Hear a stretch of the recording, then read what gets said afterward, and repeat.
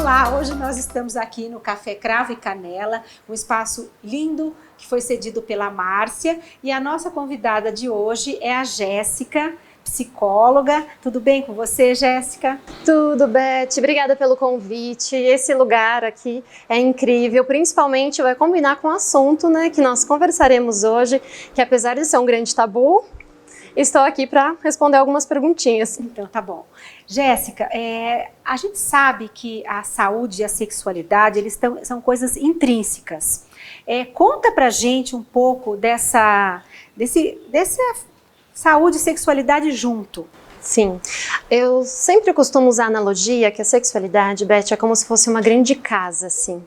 E existem vários cômodos dessa casa, entende? Desde um quarto de uma criança, desde um banheiro, desde o quarto do adulto. Então, assim, a nossa vida, primeiro que nós nascemos através do sexo.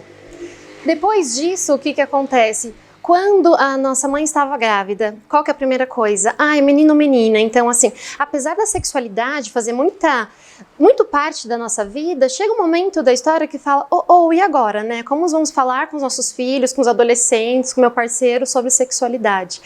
E até que é muito engraçado que, fazendo essa analogia que a sexualidade é essa grande casa, o sexo seria o banheiro. Ninguém compra uma casa pelo banheiro. Sim. Que seria um casamento. Ninguém vai casar apenas pelo sexo, mas também ninguém compra uma casa se não tiver banheiro.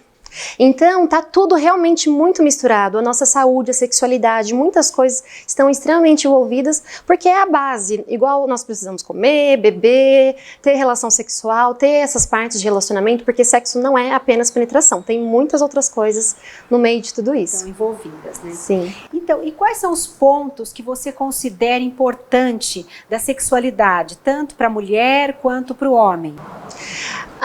O que mais me chama a atenção é que, apesar desse excesso de informação, as pessoas não têm conhecimento.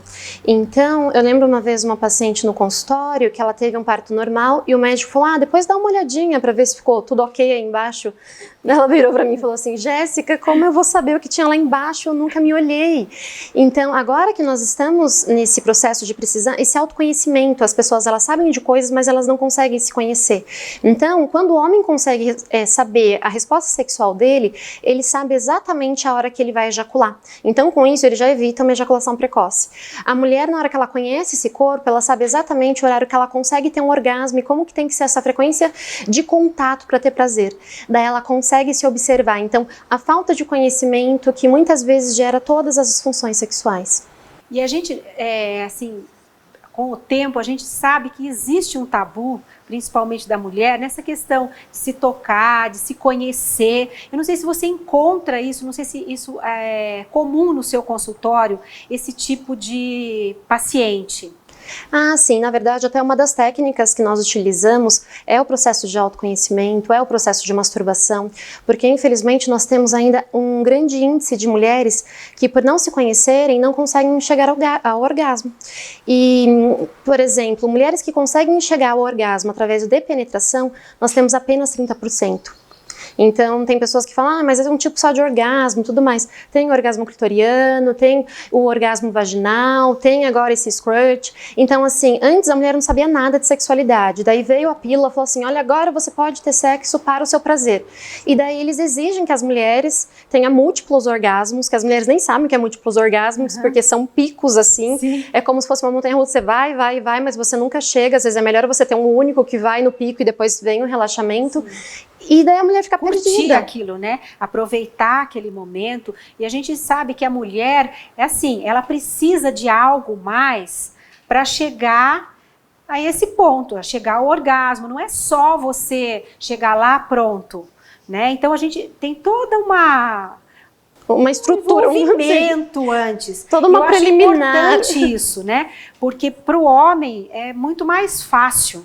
Né? E para a mulher, eu acho que a mulher precisa desse carinho, dessa atenção, né? Que são as preliminares, que eu acho que é fundamental. Sim, com certeza. Estou com uma garrafinha d'água aqui, nem é para fazer propaganda, mas assim, é para conseguir exemplificar. Por exemplo, para o homem conseguir ter uma ereção, Beth, ele precisa mais ou menos isso aqui, tá, pessoal? Eu sou de humanas, então não sei, 80 ml, assim, de sangue no pênis para ele conseguir ficar ereto. Nós, mulheres, precisamos dessa garrafinha mais um pouco, são 600 ml. Então, por isso que eu sempre falo que o sexo começa antes do sexo para a mulher.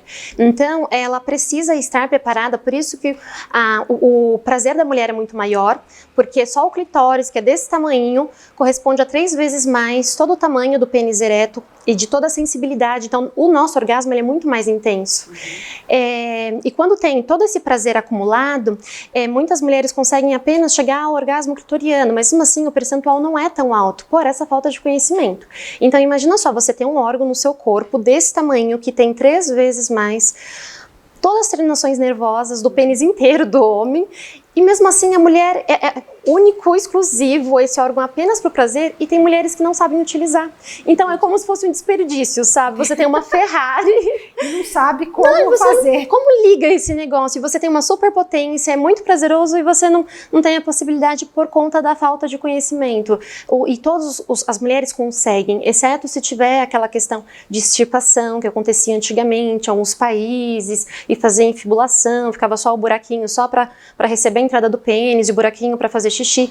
Apenas isso, tirando isso, todas as mulheres têm capacidade, porque é extremamente mental. E a questão das preliminares, que eu acho que preliminar é fundamental. Eu acho que para os dois, na verdade, né?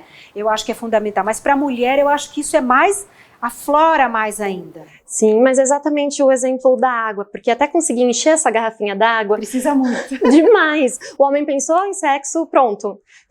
Não, mulher assim... Oi, bom dia, meu amor, tudo bem? Vamos sair para jantar hoje, sabe? Então já tem todo um processo de preparação. Por isso que eu sempre falo para os meus casais para combinar o dia do namoro, porque é um dia que você já vai se preparando para. Falo, mas que chatice, Jéssica, tem que marcar na agenda? Às vezes terá que marcar, porque por conta da correria do dia a dia é uma questão que você não prioriza. E daí nós voltamos naquela questão da casa, entende? Entendi.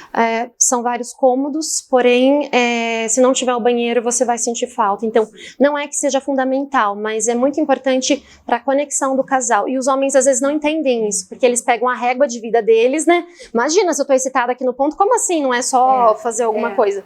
Não, e os homens têm essa dificuldade. A partir do momento que você explica para o homem essa dificuldade, principalmente em atendimentos de casais, eles ficam pasmo. E às vezes tem uns até que não procuram tanto ter relação, que falam assim, nossa, mas eu tenho que fazer tudo isso para ter aquilo? Eu falei, imagina se você estivesse dentro daquele corpo, é exatamente assim. E daí até eles conseguem entender, observa qual que são as preliminares que ela mais gosta, para ser facilitadora, para essa resposta sexual ser melhor, e assim as coisas irem caminhando. E aí a coisa fica mais gostosa. Com certeza. Né? A relação fica mais gostosa, a transa fica melhor, né? Porque tem todo um preparo antes. Exatamente. Jéssica, me fala uma coisa, as mulheres, elas são assim, elas, na vida, né, a gente sonha com o amor da nossa vida, e o homem sonha com o sexo da vida. Sim. Na verdade, é mais ou menos isso. Sim. Né? Como que você trabalha essa questão? Porque a mulher ela é mais romântica. Não que os homens não sejam, né? Mas as mulheres são mais românticas. E a mulher sonha com uma série de coisas, com o amor da sua vida. Sim. E aí, como que você trabalha essas questões? Ai, é muito cultural, é tão engraçado isso que esses dias eu estava conversando com uma amiga que nós poderíamos, assim, processar alguns filmes infantis, sabe? Porque as mulheres, elas aprendem esse amor romântico, sabe? Então, assim, pode ver que os contos de fadas acabam, agora tem sido repaginado, mas eles acabam no casamento. Sim. Porque o casamento... Felizes para sempre. Não, porque assim, se contar o Felizes para Sempre não é. Então, eles colocam, assim, o relacionamento como uma coisa ideal, mágica, ele foi lá, conquistou, vai viver feliz para sempre, então o sofrimento acaba. E na verdade, isso não é real, porque o dia a dia nós temos problemas, então um relacionamento, um casamento feliz é você conseguir enfrentar os problemas diários. Então acontece isso, pro homem ele aprende a ter relação sexual, que é amor, em pornografia. Que hoje mesmo tem muitas pessoas com dificuldades, até mesmo homens com dificuldades sexuais, porque o modelo que eles aprendem a fazer sexo é através de um filme pornô. E lá é um conto de fadas para adultos, sabe? Ele seleciona o que é melhor, maior, que é assim, que é assado. Então, na hora que ele vai para um sexo real, às vezes ele até se decepciona, ou ele quer reproduzir esse modelo que ele veio, ele falou, nossa, mas como assim ela é desse jeito, sabe? Como assim ela tem pelo? Então foge muito desse sexo real, sexo da fantasia, pro sexo real. E as mulheres, mesma coisa, elas assistem muito todos esses contos de fadas, esses filmes românticos, achando que o parceiro vai saber tocar ali, fazer aquilo. Então, tudo isso vai gerando uma idealização de relacionamento, até mesmo caminho para um relacionamento frustrado, porque não é. O relacionamento é muito mais do que... Na verdade, o relacionamento, assim, é um aprendizado. Né? Eu acho que a gente tem que aprender a conviver com os problemas, tem que aprender a conviver com as vitórias. Então, o casamento, ele são várias coisas, né? Que tudo junto, a vida sexual, que é importante, mas temos outras coisas também que fazem parte, né, de uma vida a dois. Então, eu acho que a gente tem que aprender a conviver com essas coisas. Lógico que a gente sonha. Né? Eu sou uma pessoa extremamente romântica, eu acho lindo romance, adoro filme romântico. Então, assim, eu acredito ainda que exista essa parte romântica. Eu acho que é difícil você ter uma relação com uma pessoa que você não tenha algum romance, né? Eu acho que fica uma coisa fria. Com certeza. Né? Então, eu acho que é gostoso isso. Né? Eu acho que faz parte do casamento, parte da relação, ou de namorado, né? Eu acho que isso é extremamente importante. Muito, porque esse romance seria assim o fermento, sabe, do bolo. Todos os ingredientes, mas assim, é para cada vez, é para aumentar e ficar assim, gostoso, fica leve, porque as relações são muito pesadas. E de romântico, casamento, por exemplo, não tem nada de romântico, sabe? No namoro, você se prepara para ter aquela relação. Mas Jéssica, nós quando namorava era tudo perfeito, conseguia. É lógico, sábado era dia nacional do, acho que é internacional do encontro e do sexo. Daí você já estava depilado, você estava cheiroso e tudo mais. E no dia a dia que você precisa dividir o banheiro com o seu parceiro e você sente até cheiros que você achava que ele nem produzia, sabe? Então, é essa idealização. E quando você consegue ver que aquela pessoa, ela tem os defeitos dela e aqueles defeitos, tudo bem, você consegue aceitar, isso que seria um relacionamento ou um amor ideal. Ela tem as imperfeições dela, eu tenho as minhas. A partir desse encontro, ele consegue aceitar as minhas dificuldades, minhas limitações, eu também consigo aceitar a deles, e assim nós caminhamos, sabe, olhando para o mesmo objetivo, que é o propósito, porque hoje tem muitas pessoas que estão casadas e não se amam. E tem muitas pessoas que não se amam e estão casadas, porque eu, enquanto sexóloga, terapeuta sexual, terapeuta de casais, é o propósito, seria a chave do sucesso de um relacionamento. Então, assim, meu objetivo com você, porque é uma relação de cuidado, a gente aprende a conviver, porque assim, só o amor não é cola, só o amor não é o fermento, só o amor não gruda todas essas partes. Ele faz parte. Sim, ele faz né? parte. Ele faz parte. E me fala uma coisa, nesses casos assim que o pessoal procura você no seu consultório, você falou que tem pessoas que estão casadas, mas que não estão bem, que estão ali apenas para manter, né, a família, talvez. Como isso acontece muito? Existe essa situação? As pessoas procuram para tentar melhorar ou para tentar aceitar essa situação? Sim, porque sempre quando até os casais chegam no consultório, eu sempre falo que assim, eu não sou padre para juntar, muito menos juiz para separar, de forma alguma. Eu sempre pergunto qual que é o objetivo do casal.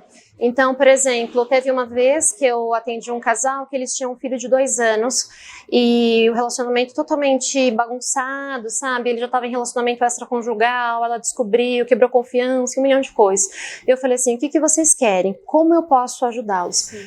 Nós queremos, eu sei que agora até conquistar confiança e tudo mais, mas assim, eu quero fazer com que minha família dê certo, porque quando eu casei, não tinha opção de separar. Então, ela como se ela limitasse, ela falou assim, a separar não é uma opção, eu quero fazer dar certo, porque eu sei quanto que é traumático para o meu filho, porque ele é um bom pai, assim, ele é cuidadoso, mas toda essa falta de confiança quebrou. Se ele conseguir ajustar isso, daí sim nós conseguiremos. E daí quando o casal chega, é assim que nós começamos. São algumas técnicas que eu solicito que a pessoa traga os defeitos e a qualidades de um, os defeitos e a qualidades do outro, e nós vamos tentar entender o que é real, o que você pode ajustar, porque a minha terapia, dentro da psicologia, nós temos várias abordagens, e a minha é cognitiva comportamental, que é assim, trabalho com comprometimento, sabe? Então, o que você se compromete a fazer? Porque nós não somos animais racionais, sim, mas assim, a partir do momento, ok, não, olha, eu escolhi ser leal à minha parceira, eu escolhi não ser... Porque tem casais que falam assim, Jéssica, eu não quero mais ter relação com ele. Se ele buscar fora, tem que ser, sei lá, de Sorocaba pra frente. Tudo bem, mas assim, no final do ano eu quero os meus filhos reunidos na mesa de Natal. Mas a pessoa, às vezes, aceita essa situação aceita assim? Por conta da família. Por exemplo, um casal mesmo que eu atendia, era que eles estão de alta hoje, assim, ele tinha desejo, porque a mulher tem menopausa e tudo mais, eles já estavam uns bons anos casados, os filhos formados, e assim, eles eram amigos, tinham um amor fraternal, de cuidado, mas ela não tinha mais desejo, ela estava em outra fase, ela queria viajar com as amigas, mas ela não se via passando um Natal sim, um Natal não com os filhos, que já moravam em outra cidade. Então eu falei, como eu posso ajudar? Ele quer ter, eu não ligo, porque assim, ele tinha um cuidado um com o outro, mas não tinha aquele desejo, sabe? Então o que aconteceu? Ele falou assim, olha, mas não encontra ninguém da região, se quiser, Sorocaba, São Paulo pra frente, porque se eu ficar sabendo, esquece, porque principalmente interior, é uma cidade que é um ovinho, então assim, eu não quero saber e tudo mais, e bonitinho, você fica no seu quarto, eu fico no meu, vamos viver assim, de aparências, é uma escolha minha, então a pessoa paga o preço da escolha que ela fez, então não existe o certo ou errado, isso. É uma opção. Porque no Natal, ela queria a família dela reunida, e assim, também não era uma opção ela separar, porque se dividisse o patrimônio, sabe, para bancar são várias questões que envolvem. É multifatorial. Então, às vezes, a pessoa aceita a situação até por conta dessas... Sim, por conta dessas... Por isso que o casamento é muitas outras coisas. É família que dava bem, mas aquele parceiro não dava mais. E ele queria sexo, era uma coisa que ela não conseguia proporcionar para ele naquele momento.